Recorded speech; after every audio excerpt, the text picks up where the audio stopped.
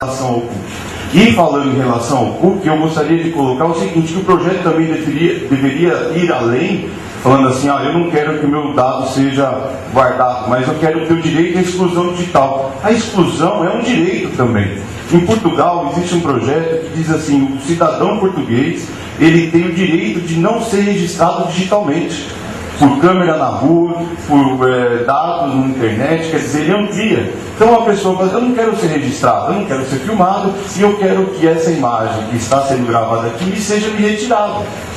O projeto não prevê o direito à exclusão digital, porque você tem que ter esse direito, que está relacionado à privacidade também.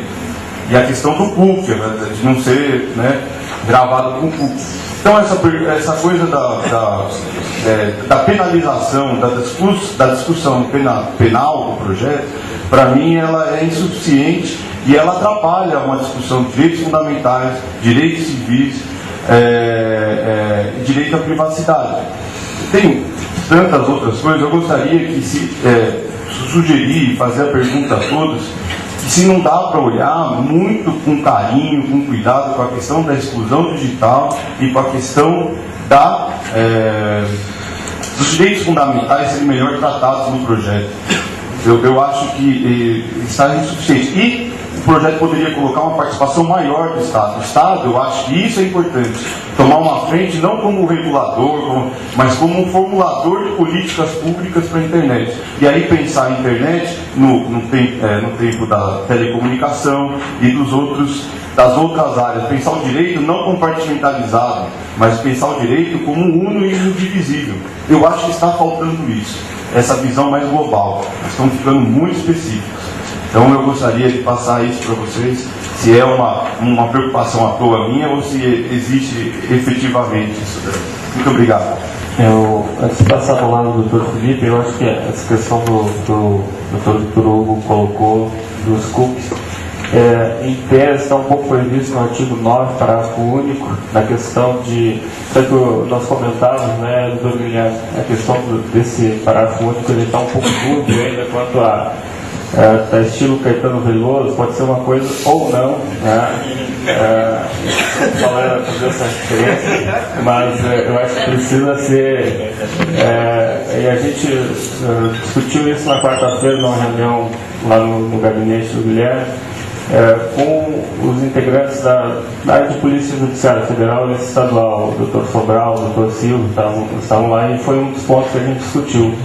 Na verdade tem que ser bem definido essa parte, mas o Dr. Felipe com certeza vai poder falar das questões da inclusão digital e eu acho que vamos responder, doutor, e depois só a gente vai limitar o tempo da pergunta para poder ser mais rápido. Então eu vou rapidamente, até porque depois das outras perguntas Guilherme, Paulo, a equipe se manifesta. Eu já vou aproveitar e vou discutir um pouco o que foi colocado na mesa, e aí aproveitar a pergunta do Dr. Hugo, obrigado pela pergunta, e enfim, sair da fala institucional que é inicial e ir para o mérito, que aliás a gente gosta de fazer no debate jurídico, evidente. O primeiro ponto que eu queria colocar é com relação às preocupações do Dr. Antônio Otero.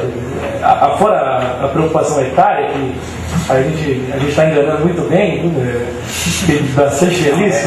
Eu diria admiração, veja bem, a qualidade do debate, a qualidade da proposta, a gente vê como é o avanço da internet, que os jovens hoje são tão preparados, é um negócio admirável. Isso é central, você tem toda a razão, e esse é um dos ganchos que eu queria colocar, quer dizer, embora a participação dos grandes players seja central, e eles têm participado, quer dizer, recebemos manifestações, seja formais, seja informais, de debates, da ABET, da Abranet, da NJ, das grandes empresas como o Google, por exemplo, essa própria qualificação do usuário faz com que a gente tenha que acreditar na participação de cada um, desconfiar, ou nos obrigar a ouvir os grandes players, como se talvez a resposta deles fosse um pouco mais qualificada, é um pouco de desconfiar da democracia. É fundamental que todo cidadão participe. Os grandes players, porque eles têm interesses e podem barrar a proposta, alterar a proposta, etc. Até porque, aí eu concordo com o Victor Hugo, Concordo, professor. Quando eu falo grandes players, é responsabilidade em fazer valer o direito de todos, né? Claro, Veja bem, claro. eles é que movimentam esse cenário todo, que nós somos meras sombras de um teatro aí. Não, você tem razão. Então é isso. Na verdade, o que a gente aposta é acreditar tanto na democracia representativa, quando essa proposta for para o Congresso Nacional, mas também na democracia direta, participativa, debate de todos, no modelo que, inclusive, é um pouco mais paritário, da paridade de armas para o pequeno usuário lá do interior de São Paulo, como era eu, antes de ir para o Brasil, e do grande provedor. Então essa é a nossa aposta e é a nossa premissa. O segundo ponto é com relação à própria função da lei, desse marco civil, e aí acho que o doutor Renato colocou muito bem, tem essa função didática e a gente lida cotidianamente com a elaboração normativa. E essa questão da norma sem sanção, de fato, não nos preocupa, por alguns motivos. Primeiro, que existem outras funções da lei e a gente vê cotidianamente, não necessariamente uma lei que não prevê sanções, mesmo no próprio texto, não é cumprida. E depois que a gente sabe que a sanção de determinado texto normativo pode estar em outra norma. Nesse caso é muito evidente do que a gente está tratando. A gente está tratando de responsabilidade civil, que está previsto. Então, todas as condutas e a atribuição de responsabilidades que a gente pretende colocar nesse marco civil tem uma relação direta e clara com o Código Civil de 2002. Então, o que a gente não tem, e os dados do próprio Google nos mostraram isso, o Google trouxe dados no seguinte sentido: das 2.000 decisões que a gente foi envolvido, principalmente nas questões, eles usaram como exemplo o Tribunal de Justiça do Rio de Janeiro, é o único dado que eu tenho, mas disseram assim, lá, 60% das vezes que eu sou responsabilizado por conteúdo de terceiros, eu sou responsabilizado em conjunto, 40% das vezes não. É esse tipo de situação que a gente quer resolver. A gente quer definir a atribuição da responsabilidade. Se ocorreu dano, seja na internet, seja em qualquer outro lugar, eu estou utilizando o Código Civil. Nessas 2.000 decisões, quando eu utilizei o Código Civil, vou continuar usando. Causei dano a outra e sou obrigado a repará-lo. Sem dúvida nenhuma. O que eu preciso saber é quem deve repará-lo e em que termos. É o provedor ou é aquele que inseriu o conteúdo como um terceiro. É isso que a gente quer definir. Agora, pegando o gancho na pergunta do Vitor Hugo, é fundamental perceber que o Marco Civil não se restringe a isso. E é importantíssimo quando a gente fala em educação digital, e acho que é uma falha, quer dizer, seria importante talvez fazer essa previsão. É importante perceber que a gente trata sim de direitos fundamentais e replica no início da norma, embora talvez não fosse necessário, claro, tem a previsão constitucional, mas pelo menos iluminar que a internet está constitucionalizada e não pode prescindir da liberdade de expressão, não pode prescindir da privacidade, da intimidade, etc. Então acho que esse debate é feito, não tenho muitas dúvidas quanto a isso. Acho que a preocupação com relação às definições é bastante relevante, que o Dr. Renato colocou, e acho que precisamos pensar melhor, tem toda a razão. A crítica da replicação da previsão constitucional, da utilização dos dados só para fins de processo penal e penal, é uma crítica que talvez seja pertinente, já que a gente está trabalhando dentro do Marco Civil, mas em contrapartida, é bom lembrar que eu estou tratando de coisas distintas. Uma coisa é a comunicação de dados, e essa sim eu tenho essa previsão, outra coisa são os dados em si. Quer dizer, se eu não pudesse ter acesso aos dados em si, eu não precisaria prever guarda de log. Guarda de log é um banco de dados, eu posso acessar sim, para o direito civil inclusive. O que eu não posso quebrar a comunicação, seja telefônica, seja telemática. A Constituição é clara nesse sentido. Então, acho importante a gente fazer essa distinção. Estamos tratando de Marco Civil, é por isso que a gente prevê guarda de logs pelos administradores de sistemas autônomos, por um prazo que está em debate, seja de 6 meses, seja de 1 ano, é evidente que é um meio de prova como qualquer outro. Há um outro ponto que eu queria colocar, que é o seguinte: é claro, e isso talvez seja a premissa, que a gente teria meios de definir mais crimes, de atribuir responsabilidades com maior clareza, e situações muito simples. Eu poderia acordar de manhã na minha casa e telefonar para a polícia, e telefonar aqui para o João Mendes e falar qual vai ser meu roteiro no dia. Eu vou passar aqui, as minhas ações são essas. Se você achar que eu estou causando dano, por favor,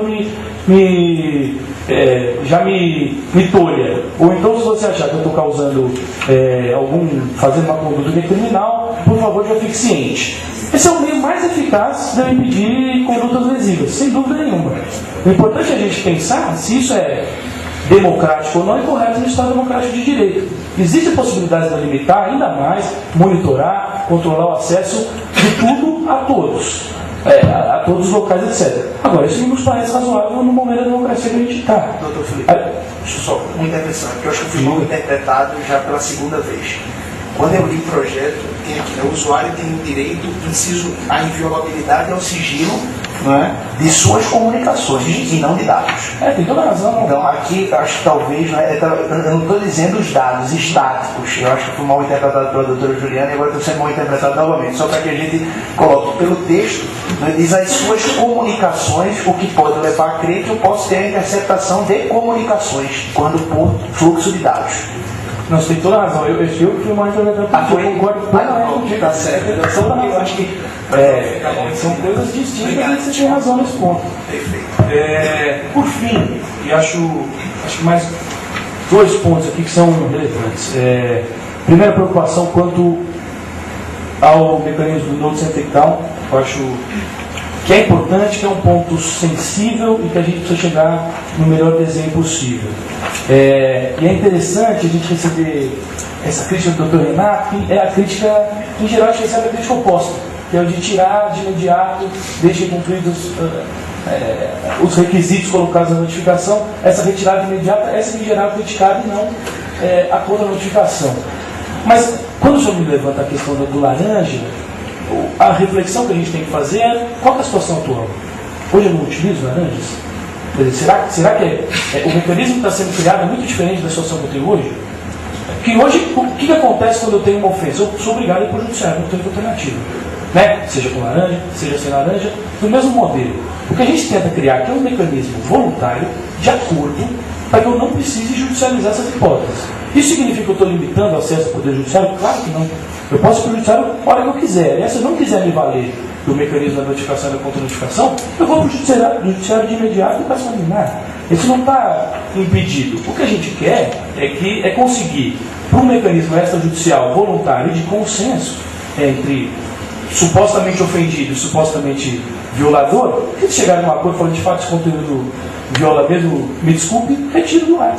Quer dizer, não há nenhuma violação a acesso à justiça, não há nenhuma violação a direitos e garantias fundamentais, e caso não ocorra um acordo, e mais, caso não queira, eu enquanto lesado, recorra ao judiciário, como acontece hoje.